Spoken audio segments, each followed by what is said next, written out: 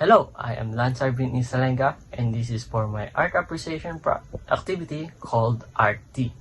Today, I will be talking about caricature. Caricature is a type of art that emphasizes and exaggerates a human body or a human part, especially the face area. For example, it exaggerates our nose, teeth, ears, and many more.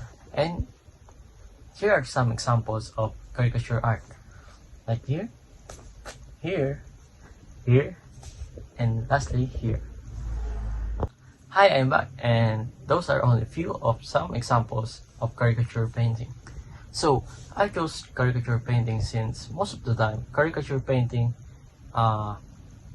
shows our insecurities as a human person, and I think caricature helps us to understand that instead of being shy and hiding those insecurities that we have, we must show it to the world, because those insecurities that we have make us unique as an individual person.